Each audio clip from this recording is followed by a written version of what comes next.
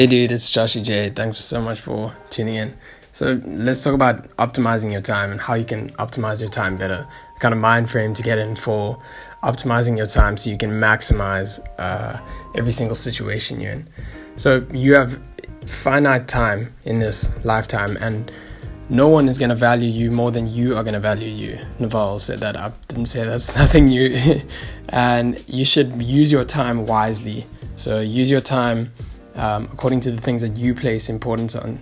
And the things that you place importance on are going to be your desires. And I think a lot of people have so many desires that they don't even know how many desires they have. That's why they're unable to use their time effectively to achieve their goals. So pay attention to whatever your desires are. Nothing wrong with anyone's desire ever, obviously, just as long as you know what they are, so you can be effective in accomplishing them. So mine is art. That's pretty much what mine is. That's the main one. So every single situation, if it's not adding value to that, then I'm just going to ditch it. So it is a little excessive in some cases. Obviously, this doesn't apply to every single situation, but you get the mindset. And one thing I do is that one thing I hate wasting my time. And I think because you have finite time in this life, no one should waste their time doing something that they don't want to do. You should put all your energy into the things that you do want to do 100%. So the minute you feel like you're wasting your time, leave. Get out of there. Don't stick around in situations and doing menial tasks that you don't think are adding value to your life. Nor stick around people that are not adding value to your life as well. So what you're seeing me doing here in this video is exactly what I'm talking about, is using my time very effectively and trying to optimize my time as effectively as I can. So I got a Gumroad off one of my favorite artists, and I've been applying some of the techniques that they use. I've been dissecting all of my favorite artists' techniques, and I'm trying to apply them. I'm trying to see how they fit. I'm trying to see if they resonate with me and how I can use them.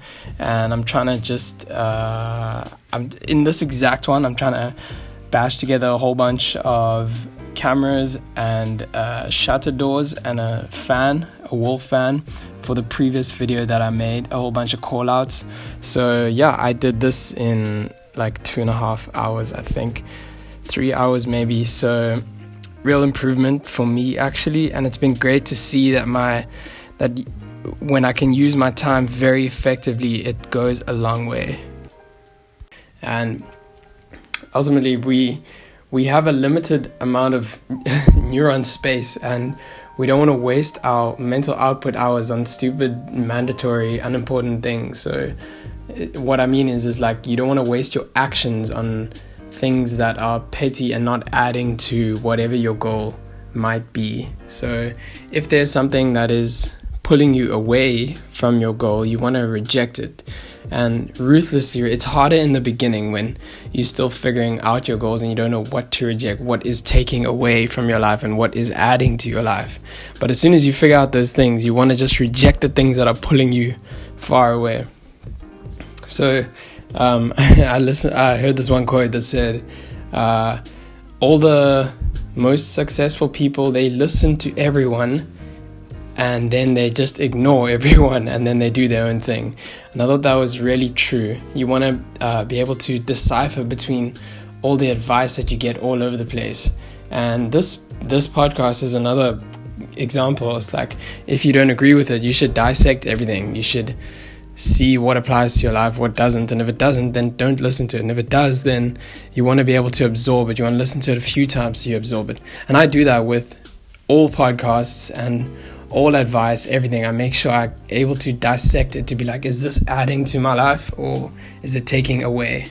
And when you figure out these truths, it becomes a deep part of you, and you then become more peaceful with whatever your journey might be. So essentially, truth seeking is actually quite difficult because you have to have ruthless conviction of something that you believe in, that society will put you down on every single day.